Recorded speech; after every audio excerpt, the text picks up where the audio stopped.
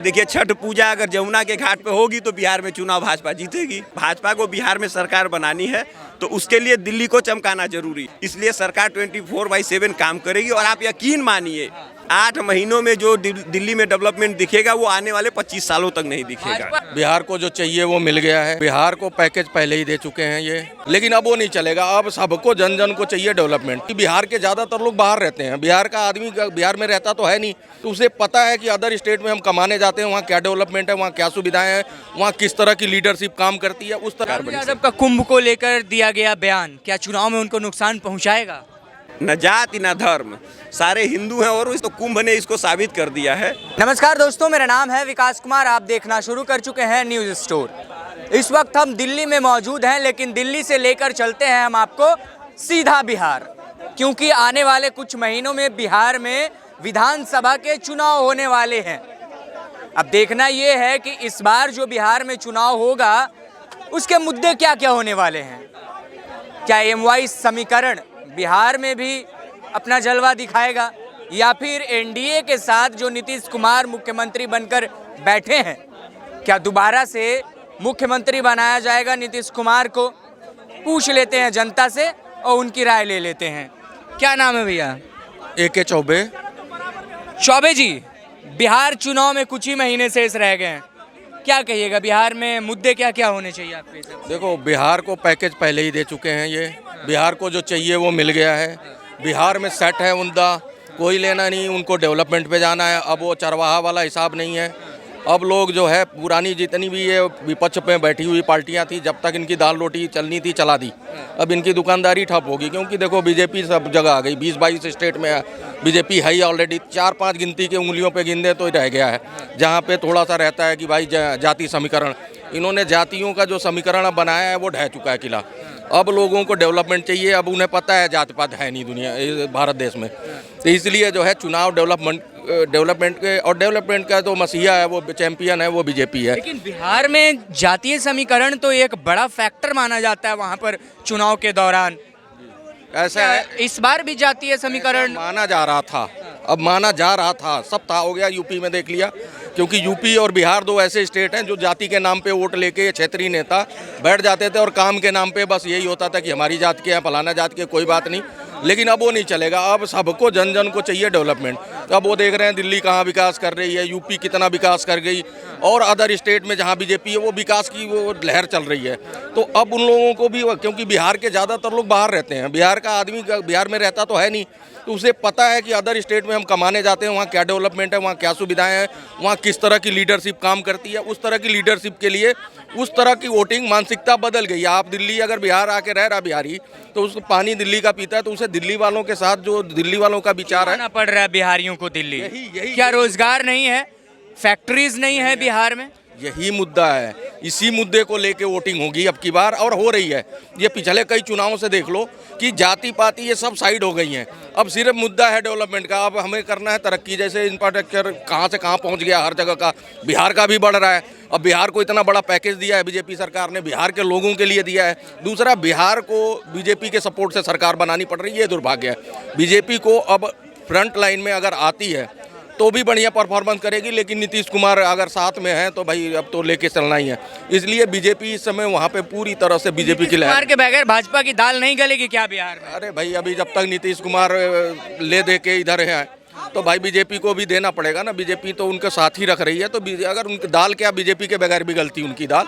अगर बीजेपी अपने full front पे, अगर देखो महाराष्ट्र को देख लो, वहाँ पे महाराष्ट्र आघाड़ी का जो गठबंधन था उसमें बीजेपी का परफॉर्मेंस देख लो। जहाँ जहाँ इन्होंने गठबंधन किया बीजेपी टॉप पे रही है, वैसे बिहार में भी रहेगी। लेकिन भाई भाजपा अकेले चुनाव लड़ेगी, क्योंकि बिहार की जनता तो सख्त हो गई है नीतीश कुमार को लेकर के। जिस तरीके के वो बयानबाजी कर देते हैं विधान परिषद में जाकर, और दारूबंदी उनकी फेल हो जाती है बिहार में, तो क्या किनारा करने वाले विधानसभा करना चाहिए। मैं तो बहुत शुरू से इनके इसमें रहा हूँ, और लोगों का मानना ये है कि इन लोगों को दरकिनार करके बीजेपी फुल फ्रंट पे हर जगह लड़े, क्योंकि कांग्रेस हर जगह से साफ हो चुकी है। अब उसकी मुख्य विपक्षी पार्टी नहीं है, वहाँ के क्षेत्रीय जाति जो लेके आते हैं समीकरण, जात के नाम पे कोई नेता बन के घूम रहा है। आए दिन जात के नाम पे कोई मसीहा उड़ जाता है, हम फलाने जात के हैं जी, तो इसलिए वो जात के लोग गिर के उनको वोट दे के बैठा देते थे और डेवलपमेंट दरकिनार हो जाता था। लेकिन अब वहाँ के लोगों को भी समझ आने लगा है, और बीजेपी को आना चाहिए। खुद उतरना चाहिए मेन उसमें। ये गठबंधन वठबंधन का ख़त्म कर दें, क्योंकि 22-20 राज्यों में सरकार बहुत बड़ी बात है। जब इस तरह की लहर पूरे भारत में है तो बिहार में भी है। बिहार में भी है। जी बिल्कुल होना चाहिए। और भी लोगों से बात करेंगे थोड़ा बिहार चुनाव को लेकर और जानने की कोशिश करेंगे कि बिहार में किसकी सरकार बन रही है। क्या लग रहा है, बिहार चुनाव कुछ ही महीनों में होने वाला है, क्या माहौल है बिहार का? देखिए, बिहार का ट्रेन कहाँ से जाती है? दिल्ली से। तो जैसा दिल्ली का डेवलपमेंट होगा वैसे बिहार का इलेक्शन का रिजल्ट होगा। तो भैया देखिए, छठ पूजा अगर जमुना के घाट पे होगी तो बिहार में चुनाव भाजपा जीतेगी। तो इसके लिए जितनी दिल्ली में यमुना में काम पहले शुरू हो गया, सरकार गठन। भैया जो अरविंद केजरीवाल का रोना था, ठीक है, कि अरविंद केजरीवाल रो रहे थे हमको काम नहीं करने दिया जाता, तो एलजी ने तुरंत ऑर्डर करके बिना सरकार गठन के काम शुरू करवा दिए। इस बात को नोट करके रखिए, अगर भाजपा को बिहार में सरकार बनानी है तो उसके लिए दिल्ली को चमकाना जरूरी है। और दिल्ली की हालत चूंकि बुरी तरीके से खराब है, इसलिए सरकार 24/7 काम करेगी। और आप यकीन मानिए कि 8 महीनों में जो दिल्ली में डेवलपमेंट दिखेगा वो आने वाले 25 सालों तक नहीं दिखेगा। भाजपा अकेले लड़ेगी बिहार में या नीतीश बाबू को साथ में रखना पड़ेगा? नहीं, वो भाजपा वाले हैं, वो नीतीश बाबू को साथ में ही लेके रहेंगे। और ज़्यादा नहीं, जगदीप धनखड़ का समय खत्म होने वाला है, तो बहुत जल्दी ही वो उपराष्ट्रपति बनने की दावेदारी पेश करेंगे। ठीक है, तो नीतीश कुमार जी बिहार से जनता तो नीतीश कुमार को धीरे धीरे नकारने लगी है। जिस तरीके से धरातल पर उनका काम फेल हो जाता है, जैसे शराबबंदी देख लीजिए, पूरी तरीके से धरातल पर फेल है। नहीं, देखिए, शराबबंदी फेल नहीं है, कुछ जिम्मेदारी पब्लिक की भी होती है। ये बताइए, हमारे देश में 3 तलाक पे कानून बन गया, 3 तलाक हो रहे हैं ना, ठीक है। मर्डर पे कानून है, लोग जेल में जाते हैं, क्या मर्डर नहीं हो रहे हैं? हो रहे हैं। मुख्यमंत्री देखना चाहते हैं बिहार का? देखिए, बिहार की जनता डिसाइड करेगी किसको मुख्यमंत्री बनाया जाए। कोई एक चेहरा होगा कि बिहार अगर इसको मुख्यमंत्री बने बिहार में तो अच्छा होगा? देखिए, बिहार की जो सबसे पावरफुल पोजीशन थी, आज भी से बिहार उसी क्राइसिस से जूझ रहा है। जहाँ चाणक्य पैदा हुआ, जहाँ चंद्रगुप्त मौर्य पैदा हुए, जहाँ महावीर जैन पैदा हुए, जहाँ गुरु गोविंद सिंह पैदा हुए, जहाँ से कर्पूरी ठाकुर हो, चाहे डॉक्टर राजेंद्र प्रसाद हो, नाम लेते जाइए। यहाँ तक कि लालू यादव का नाम ले लीजिए, जेपी नारायण का नाम ले लीजिए। जो धरती सम्राट अशोक तक चले जाइए, जो धरती जो है नेताओं को जन्म देने में माहिर थी, वो धरती पिछले 30 सालों से बिना किसी लीडर के घूम रही है। तो ये समय ज़्यादा देर तक नहीं चलेगा, मेरा यकीन मानिए। बिहार में भी चलेगा जातीय समीकरण?